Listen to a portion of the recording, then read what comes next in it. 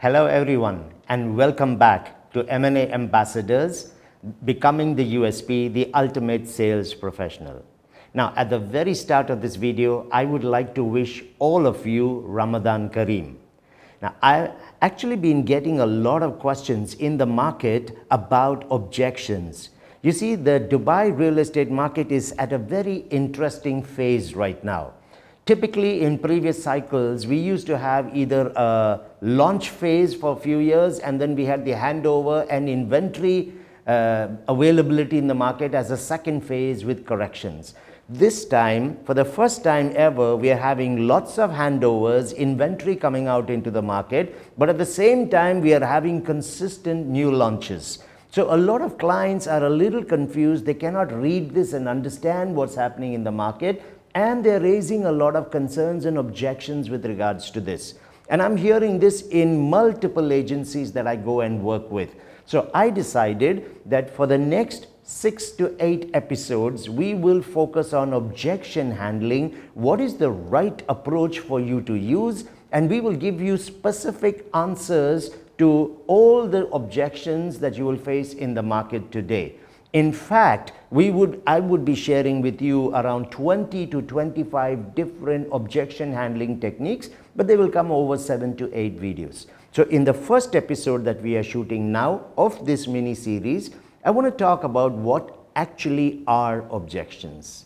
You see, a lot of times when clients raise a concern or make a statement, it may not genuinely be an objection. It could simply be an excuse. So if you are not able to figure out if the client has raised a genuine objection or was it just an excuse or a perception, how would you even know how to handle it? The second challenge that a lot of salespeople encounter is they perceive objections to be negative. The client is making an excuse. The client is offering resistance. He's being difficult. I don't think he's going to buy. Now, all of this is not coming from the client. It's coming from you. It's in how you are thinking in that moment. And if you allow that thinking to come into your head, the rest of the process is going to fall apart. So what then are objections and what should be our approach to them? Objections are positive. They are not obstacles. They're actually an opportunity. An objection is actually a sign of interest. It's an opportunity that is being given to you by the client to do 3 things. 1, you can change how the client is thinking in that moment about the market or the opportunity. So he's actually giving you that opportunity to change the mindset. Second, he's giving you the opportunity to close the deal. Because if you can do a good job of handling that objection and the answer makes sense, where does the client go after that? And the third opportunity is he is giving you the opportunity to help to build long-term relationship with the same client who could buy again, as well as referrals. Because he now believes that you are the kind of person that when I have a question or a doubt as a buyer or a seller, you actually have the ability to take care of that for me.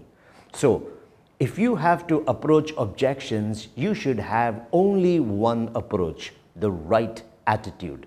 Keep your body language open, good eye contact. Don't get defensive when clients raise what we see to be an objection. In fact, and this is reality, an objection is actually a buying indicator. I'm going to repeat that. An objection is a buying indicator. You see, people who have decided that they're not going to go ahead with a deal are actually going to not continue to have a conversation. We don't want that tennis match of words. So I would probably end up with brush-off statements like, let me think about this. I'll come back to you. I need to check with someone. These are not objections. These are indicators that I'm not interested or I want to leave at this point in time. And I'll give you some techniques later on how to deal with all these 3 as well. So when a client is objecting, it's a sign of interest that he's actually listening to you and he's evaluating carefully what you're saying. Maybe he has had an experience or he has another source of information that's conflicting or not agreeing with what you're presenting. So all he's doing is saying, hang on a second, that's not what I understood.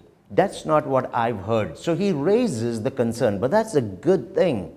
It means he's listening and he's evaluating. So when he's objecting, it's because he's interested, and that is actually a buying signal. So in the next episodes, I want to help you develop the right attitude towards objection handling and what is the most effective approach or process that you can use. I want to thank you for your time with us on this episode of M&A Ambassadors, Becoming the USP, the Ultimate Sales Professional.